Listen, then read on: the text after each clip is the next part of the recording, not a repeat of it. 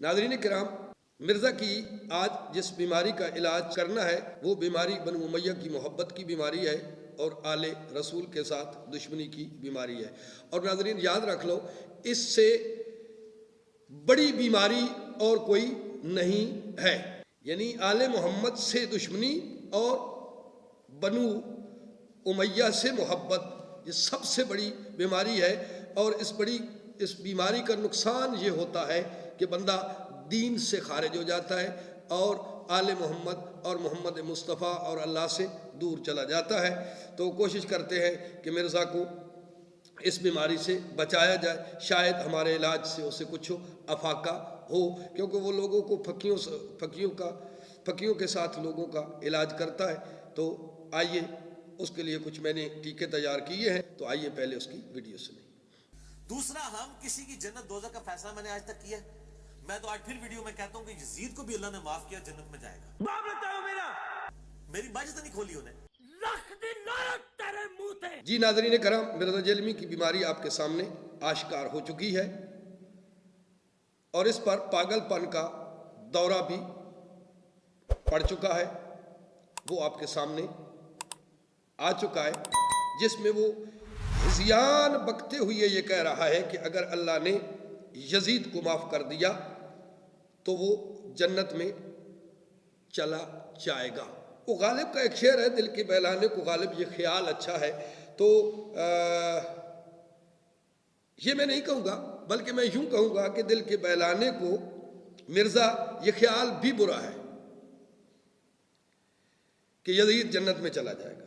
इसलिए ये बुरा है कि ये अदालत इलाहिया पे उंगली उठाने के मुतरादिफ है। ये बिल्कुल ऐसी ही है जैसे कोई कहे कि अगर अल्लाह चाहे तो कुत्ती और कुत्ते के नुत्फा से जेलमी मिर्ज़ा पैदा कर सकता है। ये अल्लाह की ताकत और कुदरत तो है, लेकिन अल्लाह ने ना ऐसा किया है ना आइंदा ऐसा करेगा।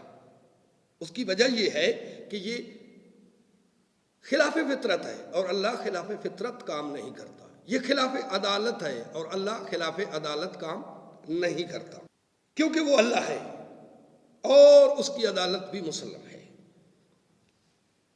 जिस तरह किसी जानवर के नुत्फे से कोई इंसान नहीं बन सकता और नहीं अल्लाह ने कोई बनाया है, और अपनी कुदरत के बावजूद ये नहीं बनाया जी, इसलिए कि अल्लाह,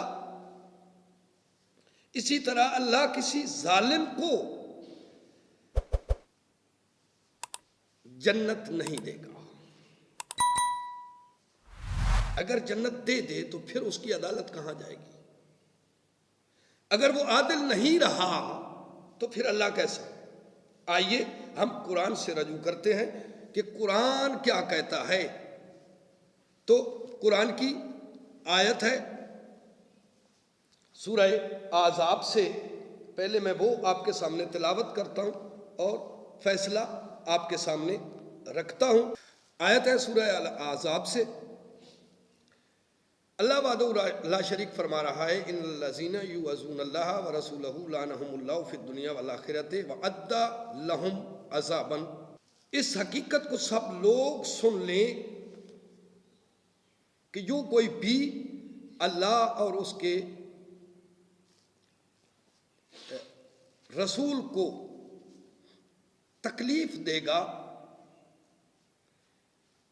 लानहुमुल्लाहु फिद दुनिया वल आखिरा, उस पर अल्लाह की भी लानत है, दुनिया में भी और आखिरत में भी। अल्लाह ने उसके लिए जलील और रुस्वा करते रहने वाला अजाब तैयार कर रखा है। नाज़रीन फिर सुने इसका तर्जमा। जिसने अल्लाह को और अल्लाह के रसूल को ईज़ा दी, तकलीफ दी, लानहुमुल्लाहु फिद दुनिया वल आखिरा, उस शख्स पे दुनिया और आखिरत में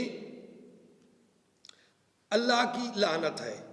व अअद्दा लहुम, और अल्लाह ने उसके लिए कि जलील और रुस्वा करते रहने वाला अजाब तैयार कर रखा है। जी नाजरीन, आप फैसला आपने करना है और आपकी अदालत में मैं केस रखने लगा हूं کیا یزید سے بڑا کوئی ظالم ہے؟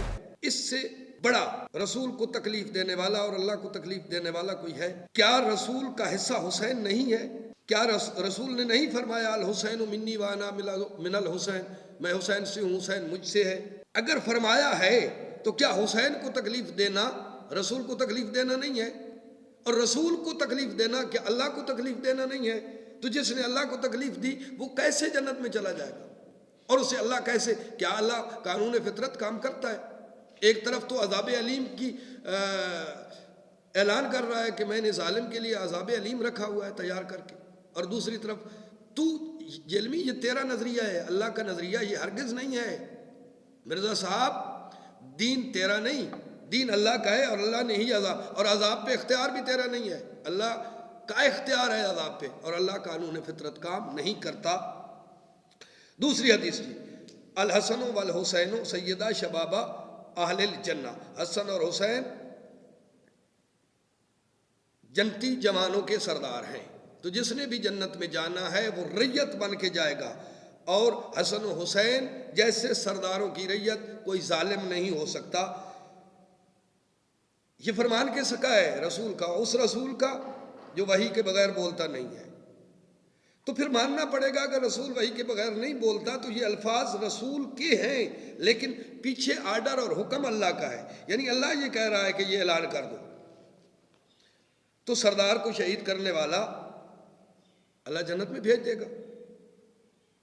کیا ایسا ظالم جس نے ہزاروں صحابیوں کو قتل کروایا، کیا وہ ظالم جس نے خانہ کعبہ کو مسمار کروایا، خانہ کعبہ پر سنگ باری کروائی، اور مدینے کو برباد کرنے والا شخص، اور صحابیات کو اپنے سپاہیوں کے لیے مباح کرنے والا، اور مومنات کی عصمت دری کرنے والا ظالم، اسے بھی اللہ معاف کر دے گا؟ پھر اللہ کی عدالت کہاں گئی؟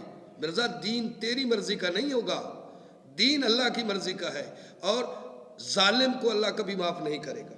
ظالم کو اللہ نے سزا دینی ہے، ظالم کو اللہ سزا دے کے رہے گا۔ کیا مرزا صاحب اتنے ظلم کرنے کے باوجود بھی وہ جنت میں جائے اور تیری ایک مجھ کھول لے تو وہ جنت میں نہ جائے؟ آپ نے سنا ہوگا ناظرین، وہ کہہ رہا ہے کہ اس کیڑا میری مجھ کھولی، میری مجھ تو نہیں کھولی انہیں۔ او بھائی تیری مجھ اتنی قیمتی آ گئی تو تیرا دین کہاں گیا؟ پتہ چلا تیری مجھ کھل جائے تو پھر یزید جنت میں نہیں جا سکتا۔ تو جو کہہ رہا ہے میری کیڑے اس مجھ کھولی تے تیری مجھ کھول لوے تو جنت نہیں جا سکتا۔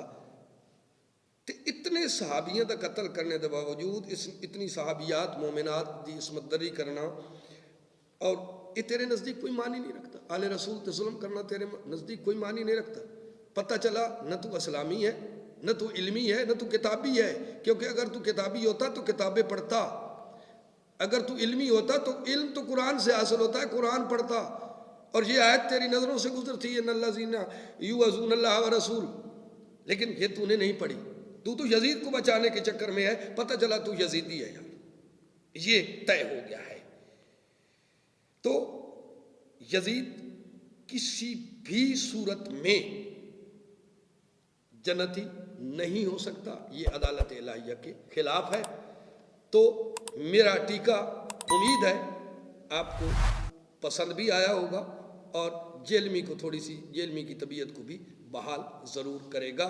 تو آج کی ویڈیو میں انہی لوگوں کو کہوں گا کہ یہ سبسکرائب کریں جو لوگ قرآن سے محبت رکھتے ہیں، جو لوگ آل رسول سے محبت رکھتے ہیں، جو لوگ حقائق سے محبت رکھتے ہیں، جو اللہ سے محبت رکھتے ہیں، وہ سارے اس چینل کو سبسکرائب کریں تاکہ جیلمی جیسے اور بھی گنڈوں کا علاج ہوتا رہے اور ان کے لیے ٹیکے تجویز ہوتے رہیں۔